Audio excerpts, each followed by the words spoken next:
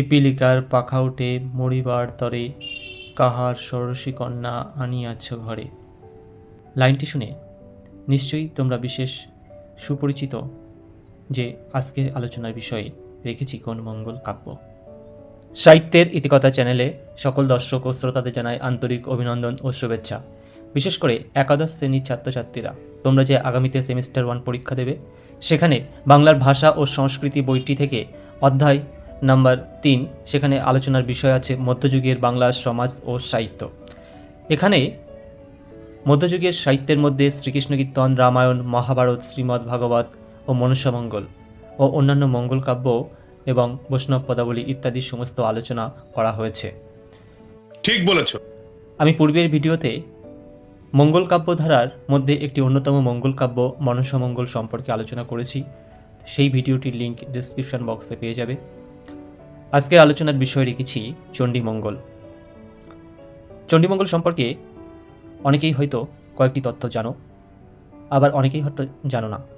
আমি সেই চণ্ডীমঙ্গল সম্পর্কে এখানে সংক্ষিপ্ত আলোচনা করে সেই চণ্ডীমঙ্গল কাব্যের উপর তোমাদের এই আলোচ্য পাঠ্য বইয়ের কোন কোন অংশ থেকে প্রশ্ন আসতে পারে সেই সমস্ত অংশ আমি এখানে সুন্দরভাবে তুলে ধরেছি।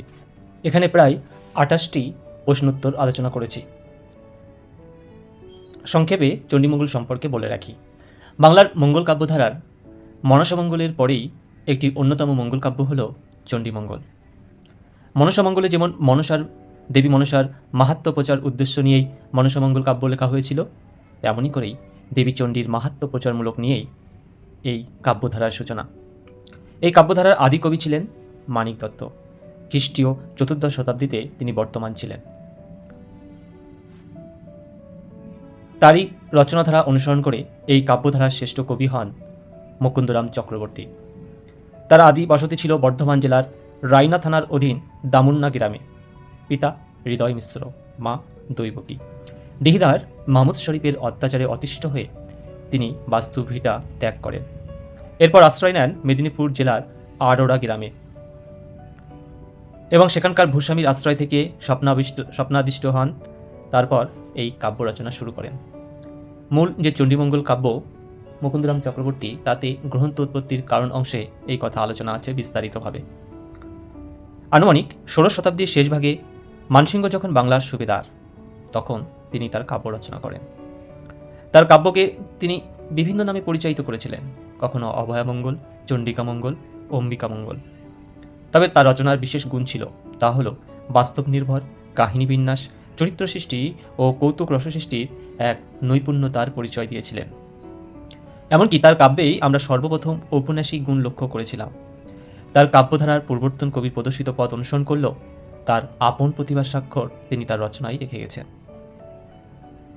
তার রচনার ভাষা মিশ্রবৃত্ত রীতির পয়ারে ছন্দ প্রয়োগ হয়েছে, একপদী কখনো বা ত্রিপদী। তার রচনায় ব্যবহৃত হয়েছে উপমা, রূপক, উৎপ্রেক্ষা ও সমাসক্তি অলঙ্কার। বিষয়টা একটু ব্যাখ্যা করবেন? এমনইভাবে চণ্ডীমঙ্গলের আরেকজন কবি ছিলেন কবি দ্বিজ মাধব। তিনি ছিলেন মুকুন্দরামের পূর্ববর্তীকালে আবির্ভূত হওয়া একজন কবি। তার নাম অপর একটি ছিল, সেটি মাধবানন্দ। তবে তার গ্রন্থর নাম ছিল সারদা চরিত। গ্রন্থটি আনুমানিক 1579 খ্রিস্টাব্দ থেকে 1644 খ্রিস্টাব্দের মধ্যেই রচিত হয়েছিল। এদিকে বাংলা মঙ্গল কাব্যের ইতিহাসকার অর্থাৎ আশুতোষ ভট্টাচার্য মশাই, তিনি তার ভাষায় উল্লেখ করে বলেছিলেন, আনুপর্বিক সঙ্গতি রক্ষা করিয়া পূর্ণাঙ্গ চরিত্র সৃষ্টির এমন মৌলিক প্রয়াস তাহার পূর্বে আর খুব বেশি কবি দেখিতে পারেন নাই। তার পুঁথি কেবলমাত্র পূর্ববঙ্গেই প্রচলিত ছিল, বিশেষ করে চট্টগ্রাম। কেন? কারণ তিনি পশ্চিমবঙ্গের সপ্তগ্রাম থেকে চলে গিয়েই পূর্ববঙ্গে বসতি স্থাপন করেছিলেন। এই চণ্ডীমঙ্গলের দুটি কাহিনী বা খণ্ড, আখেটিক খণ্ড, বণিক খণ্ড। আখেটিক খণ্ডের নায়ক ব্যাদ কালকেতু, কিন্তু বণিক খণ্ডের নায়ক ধনপতি সদাকার। আখেটিক খণ্ডের কাহিনী কিন্তু কালকেতু ফুল্লরার কাহিনী, বণিক খণ্ডের কাহিনী ধনপতি কল্লুনার লহলার কাহিনী। উভয় খণ্ডেই দেবীচণ্ডীর মহিমা কীর্তিত্ব হলেও উভয় খণ্ডে দেবীচণ্ডীর আবির্ভাব বা স্বরূপ অন্যভাবে ঘটেছে। আখেটিক খণ্ডে দেবীচণ্ডী হলেন পশুকুলের অধিষ্ঠাত্রী দেবী, কিন্তু দ্বিতীয়টিতে অর্থাৎ বণিক খণ্ডে হারানো জিনিস খুঁজে পাওয়ার দেবী। মঙ্গল কাব্যধারার বেশ কয়েকটি বিশিষ্ট কবি ছিলেন। এখানে আমি 5-7 জন কবির নাম ও তাদের কাব্য নাম সম্পর্কে বলবো, কারণ এখান থেকে দিতে পারে যে অষ্টাদশ শতাব্দীর একজন কবির নাম বলে 4টে অপশান থাকলো, তার মধ্যে একটি মাত্র অষ্টাদশ শতাব্দী এবং অন্যগুলো হয়তো সপ্তদশ শতাব্দীর অথবা ষোড়শ শতাব্দীর। সঠিক উত্তরটি চিহ্নিত করতে হবে। যাই হোক, এখানে উল্লেখযোগ্য কয়েকটি কবির নাম আলোচনা করছি। মানিক দত্ত, তার লেখা চণ্ডীমঙ্গল, সময়কাল জানা যায়নি সঠিকভাবে। দ্বিজমাধব, মঙ্গল চণ্ডীর গীত, ষোড়শ শতাব্দী। মুকুন্দরাম চক্রবর্তী, কবি কঙ্কন চণ্ডী, ষোড়শ শতাব্দী। দ্বিজরামদেব, অভয়ামঙ্গল, সপ্তদশ শতাব্দী। মুক্তারাম সেন, সারদা মঙ্গল, অষ্টাদশ শতাব্দী।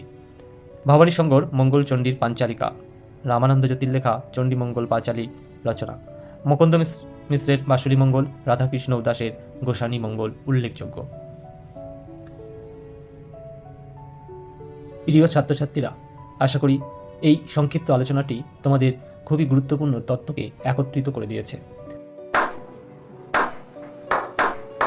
এরপরও এই তথ্যের উপর ভিত্তি করে যে প্রশ্নগুলির উপর তোমরা বিশেষভাবে গুরুত্ব দেবে সেগুলি একটু লক্ষ্য করো।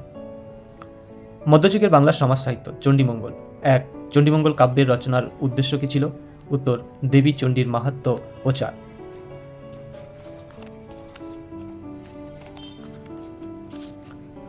চণ্ডীমঙ্গল কাব্যধারার আদি কবি কে ছিলেন?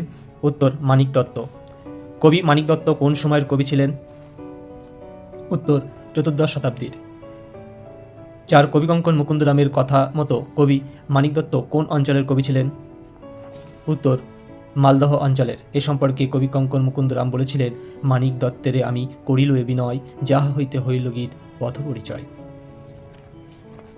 5. চণ্ডীমঙ্গল কাব্যধারার শ্রেষ্ঠ কবি কে ছিলেন? উত্তর, মুকুন্দরাম চক্রবর্তী। কবি মুকুন্দরামের আদি বসতি কোথায় ছিল? বর্ধমান জেলার রায়না থানার অধীন দামুন্না গ্রামে।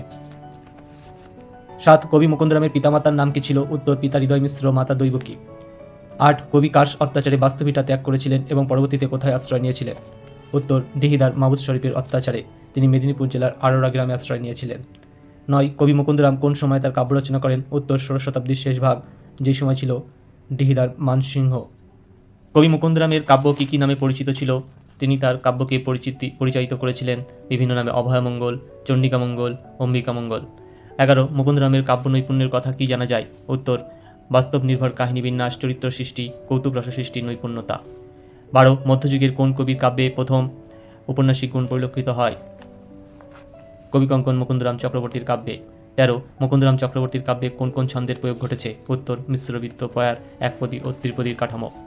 14. কবি মুকুন্দরাম তার কাব্যে কোন কোন অলঙ্কার প্রয়োগ করেছেন? উত্তর, উপমা, রূপক, উৎপ্রেক্ষা ও সমাসক্তি। প্রিয় ছাত্রছাত্রীরা, সাহিত্যের ইতিকথা চ্যানেলের আলোচনাগুলি একটু দেখবে।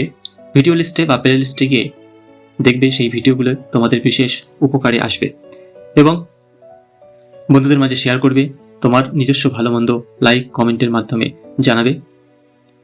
আর কোন কোন ধরনের ভিডিও দরকার আমাকে অবশ্যই বলবে। তোমাদের এই ভালো লাগা আমার অনুপ্রেরণা। এবার বলবো কবি দ্বিজমাধব সম্পর্কে। 15. কবি মুকুন্দরামের পূর্ববর্তী অপর একজন বিখ্যাত কবি কে ছিলেন? চণ্ডীমঙ্গল কাব্যের রচনা হিসাবে সুপরিচিত ছিলেন দ্বিজমাধব।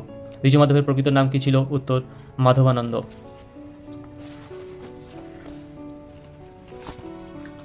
17. মাধবানন্দ দ্বিজমাধবের লেখা গ্রন্থের নাম কি? সারদাচরিত। মাধবানন্দের লেখা কাব্যটি কোন সময়ের রচনা? 1579 থেকে 1644। 19. বাংলা মঙ্গল কাব্যের ইতিহাসকার কে? উত্তর, আশুতোষ মুখোপাধ্যায়। 20. কে মাধবানন্দের লেখনী ও পূর্ণাঙ্গ চরিত্র সৃষ্টির মৌলিক প্রয়াসের প্রশংসা করেছেন? উত্তর, আশুতোষ মুখোপাধ্যায়। 21. কবি মাধবানন্দের লেখা পুঁথিটি কোথায় পাওয়া যায় এবং কেন? পূর্ববঙ্গে, বিশেষত চট্টগ্রামে, কারণ পশ্চিমবঙ্গের সপ্তগ্রাম থেকে তিনি পূর্ববঙ্গে বসতি স্থাপন করেছিলেন। এবার বলবো চণ্ডীমঙ্গলের কাহিনী ভাগের কয়েকটি সংক্ষিপ্ত তত্ত্ব। 22. চণ্ডীমঙ্গলের কটি কাহিনী লক্ষ্য করা যায়? 2টি, একটি আখিটিক খণ্ড, অন্যটি বণিক খণ্ড। 23. আখিটিক খণ্ডের নায়ককে? কালকেতু। নায়িকা? ফুল্লরা। কাহিনী? কালকেতু ফুল্লরার কাহিনী। 24. বণিক খণ্ডের নায়ককে? উত্তর, ধনপতি সদাগর। নায়িকা? খুল্লনা লহনা। কাহিনী? ধনপতি খুল্লনা লহনার কাহিনী। 25. আখিটিক খণ্ডে দেবী চণ্ডীর উপস্থিতি কী ছিল? পশুকুলের অধিষ্ঠাত্রী দেবী হিসাবে। বণিক খণ্ডের দেবী চণ্ডীর স্বরূপ কী ছিল? হারানো জিনিস খুঁজে পাওয়া দেবতা। 27. আখিটিক খণ্ডের খল চরিত্রটি কার? উত্তর, ভারদত্ত। শতক অনুযায়ী চণ্ডীমঙ্গলের কবি ও তাদের কাব্যের তালিকা। ষোড়শ শতাব্দী, কবি মানিক দত্ত। কাব্যের নাম চণ্ডীমঙ্গল। অজ্ঞাত মানে সময়কাল সম্পর্কে সঠিকভাবে তথ্য জানা যায় না। 2. দ্বিজমাধব। উত্তর, মঙ্গলচণ্ডীর গীত। 3. মুকুন্দরাম চক্রবর্তী। উত্তর, কবি কঙ্কন চণ্ডী।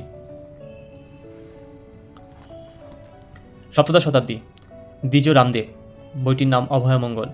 অষ্টাদশ শতাব্দী মুকুন্দরাম সেন, বইয়ের নাম শারদামঙ্গল। ভবানী শঙ্কর, বইয়ের নাম মঙ্গলচণ্ডীর পাঞ্চালিকা। রামানন্দ জ্যোতি, বইয়ের নাম চণ্ডীমঙ্গল পাঁচালী। রাধাকৃষ্ণ দাস, বইয়ের নাম গোসানী মঙ্গল। আপনি 10-এ 10 পাইছেন। পরবর্তী অংশে আমি আলোচনা করব ধর্মমঙ্গল সম্পর্কে। আশা করি আজকের আলোচনাটি অনেকটাই তোমাদের উপকারে আসবে। अच्छी बात बोली, आपको अच्छी लगी तो ऐसे थोड़ा मार दीजिए हाथ, आप थोड़ा सा मार दीजिए। এবং প্রিয় ছাত্রছাত্রীরা, তোমরা তোমাদের সহপাঠীদের মাঝে শেয়ার করে দেবে, তারাও যাতে উপকৃত হয়। আর আমার চ্যানেলটিকে একটু সাবস্ক্রাইব করে দেবে, যাতে আমি একটু অনুপ্রাণিত হই। আর তোমাদের কোন কোন ধরনের ভিডিও দরকার কমেন্টে বলবে, সেইভাবে আমি আলোচনা করব। ठीक ठीक ঠিক কি না? ठीक ठीक ठीक